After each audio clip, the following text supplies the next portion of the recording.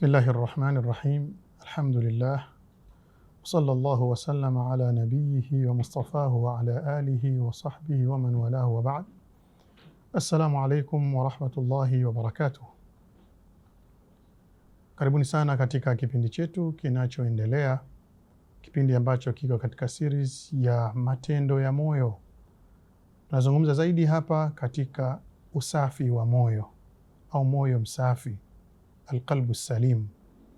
Tumezungumza katika vipindi vilivyopita kuonyesha nini maana ya moyo, matendo ya moyo ni yapi na umuhimu wake, na namna gani yanafungamana na matendo ya viwiliwili vyetu, lakini na ipi ambayo ni pati muhimu kati ya matendo ya moyo na matendo ya viwiliwili vyetu. Tukaona kwamba moyo ndio mfalme wa viwiliwili. Viwiliwili ni vitu vya kufata tu, unarukuu, unasujudu, unainuka, unaomba Mungu, lakini yote haya yanakuwa yanaamriwa au yanaonyesha uwiano wake au yanaonyesha makusudi yake kutokana na moyo wako ambao umeuweka namna gani. Ima unafanya kwa ajili ya Mwenyezi Mungu au unafanya kwa ajili ya mtu mwingine, watu wakupende wafanye hivi. Lakini baada ya hapo tukaanza kuzungumza matendo ambayo yanafanywa na moyo. Tendo kubwa kabisa tulilizungumza la kwanza ni kuhusu imanu billah, kumwamini Mwenyezi Mungu. Imani ni jambo ambalo liko moyoni na ndio jambo la msingi katika matendo yote ya moyoni. Kama huna imani na Mwenyezi Mungu, kwa maana hutofanya jambo lingine lolote ukamfanyia Mwenyezi Mungu, kwa sababu hutomjua. Lakini baada ya kumwamini Mwenyezi Mungu tukasema kwamba kuna kitu katika matendo ya moyo ni al-ikhlas, kumcha Mwenyezi Mungu subhanahu wa ta'ala, kwa maana kwamba kila unalofanya pamoja na kumjua Mwenyezi Mungu basi liwe ni kwa ajili ya Mwenyezi Mungu peke yake, bila ya kumchanganya na mtu mwingine. Kwani unapomchanganya katika amali yako ya moyoni, kuweka nia yako au kuweka makusudio yako huku ukiwa unafanya ibada kwa kumkusudia mtu mwingine asiyekuwa Mwenyezi Mungu, hapa unakuwa kwamba umefanya shirki au umefanya riya, kwa maana umefanya pamoja na Mwenyezi Mungu, lakini fulani na fulani wanisifie au wanione au waseme mambo fulani kuhusu mimi. Hapo unakuwa moyo wako umeharibu ibada yako ya kimatendo. Kwa hiyo pamoja na imani yako kwa Mwenyezi Mungu tukasema kwamba kuna kitu kinaitwa ikhlas, kwamba namna gani unakuwa yale mambo yako humshirikishi mwingine yoyote, bali nia yako ni kwa ajili ya Mwenyezi Mungu subhanahu wa ta'ala. Baada ya hapo katika matendo ya moyo tulizungumza swala zima la tawakkul, swala la kumtegemea Mwenyezi Mungu subhanahu wa ta'ala. Na mategemezi haya ya Mwenyezi Mungu subhanahu wa ta'ala ni katika kukuletea manufaa, lakini pia na kukukinga na mambo yote ambayo ni yenye madhara. Kumtegemea Mwenyezi Mungu kunatakiwa kwamba pamoja na kumtegemea yeye, lazima uchukue sababu za kuyatimiza yale ambayo unamtegemea Mwenyezi Mungu. Unamtegemea Mwenyezi Mungu kwa ajili ya kupata riziki, basi katika mategemezi yako lazima uwe na sababu ya kutoka nyumbani kwako ya kwenda kuitafuta hiyo riziki, kwa kufanya biashara, kwa kufanya kazi, kwa kujituma. Hizo zote ni sababu. Pamoja na yote unamtegemea Mwenyezi Mungu. Hutaki kuumwa au unaumwa, unasema kwamba mimi namtegemea Mwenyezi Mungu nipone. Katika kumtegemea Mwenyezi Mungu pia unachukua dawa unakunywa, kwa kuonyesha kwamba unatafuta sababu katika mategemezi yako wewe kwa Mwenyezi Mungu subhanahu wa ta'ala. Ama sivyo utakuwa haupo katika kumtegemea Mwenyezi Mungu, bali uko katika kumtegea Mungu, kwa maana ya kwamba unafanya kitu kinachoitwa tawakkul. Tukaja tukazungumza katika matendo ambayo yapo ya moyo, matendo mengine ya kumpenda Mwenyezi Mungu subhanahu wa ta'ala. Mahaba haya yako ya aina nyingi. Mahaba ya Mwenyezi Mungu ndio mahaba yaliyokuwa makubwa zaidi, kwa sababu huwezi ukaja kufanya jambo ukamfanyia mtu jambo bila yeye mwenyewe kumpenda. Hata mara nyingi kazini kwetu, maofisini kwetu, unakuwa una ufanisi mkubwa wa kufanya kitu fulani endapo yule unamfanyia pia kuna jambo la kimapenzi kati yako wewe na yeye. Lakini Mwenyezi Mungu subhanahu wa ta'ala tunatakiwa tumpende zaidi, kwa sababu wale wanaompenda asiyekuwa Mwenyezi Mungu nao wanaonyesha mapenzi yao katika vile vitu ambavyo wanamwabudu, wanaviabudu. Walladhina amanu ashaddu hubban lillah, lakini wale wanaomwamini Mwenyezi Mungu, wao mapenzi yao kwa Mungu yanatakiwa yawe makubwa zaidi kuliko vile ambavyo wale ambao wanamshirikisha Mwenyezi Mungu wanavyopenda yale masanamu, wanavyopenda ibada zile za kwao za kinyume na ibada ya Mwenyezi Mungu. Basi sisi tuwe ni zaidi. Baada ya huu utangulizi, leo hii tutazungumza na kuendelea katika matendo mengine ya moyoni. Moja ya matendo ya moyoni ni kitu tunaita alkhaufu warraja. Alkhaufu warraja, hofu na kutaraji. Hofu inakuwa iko moyoni, unaogopa kitu fulani, lakini pia tarajio linakuwa liko moyoni, unatarajia kitu fulani. Mmoja katika wanawazuoni wakubwa alipata hapa kusema kwamba hii khaufu na raja ndiyo mbawa za muumini katika ibada yake, ndiyo mbawa za muumini katika maisha yake. Kwa maana baada ya ile tuliozungumzia mahaba, mapenzi kwa ajili ya Mwenyezi Mungu Subhanahu wa Ta'ala, ibada ya moyo ya mapenzi kumpenda Mwenyezi Mungu Subhanahu wa Ta'ala, hii ni kama vile ndiyo kiongozi, ndiyo ras, ndiyo kichwa cha hii ibada. Lakini katika hii ibada kuna mbawa zake. Hizi mbawa ndiyo tunasema alkhaufu warraja, kwa maana kwamba upande mmoja inakaa hofu, kwa maana kumwogopa Mwenyezi Mungu, na upande mwingine unakuwa raja, kwa maana kutarajia kwa Mwenyezi Mungu.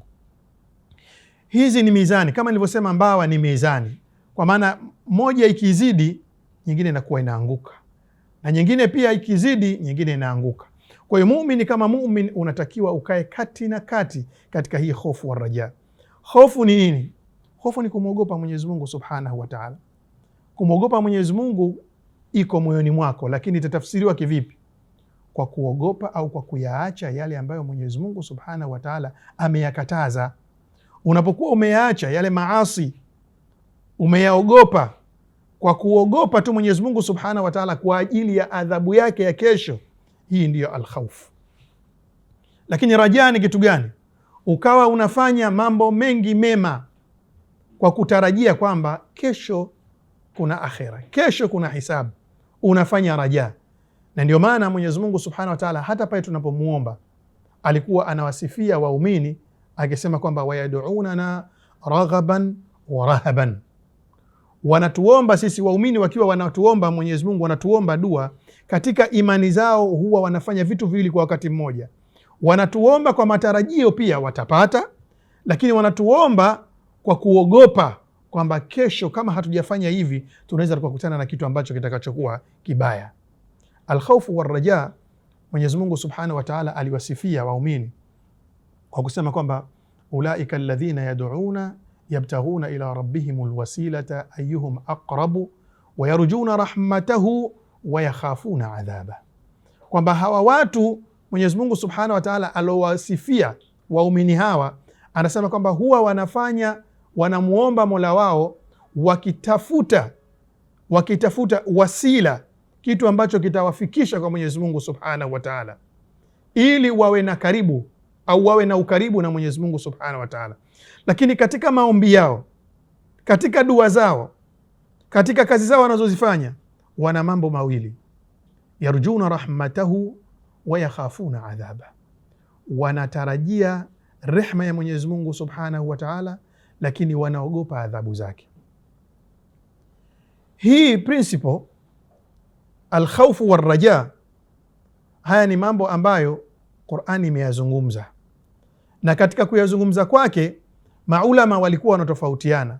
Ni wakati gani wewe kama wewe mu'min unatakiwa uwe na hofu zaidi kuliko raja, na wakati gani wewe mu'min unatakiwa uwe na raja zaidi, matarajio, kuliko kuogopa? Wakasema hivi, kila moja katika haya matendo ya moyo yana sehemu yake, yana nafasi yake.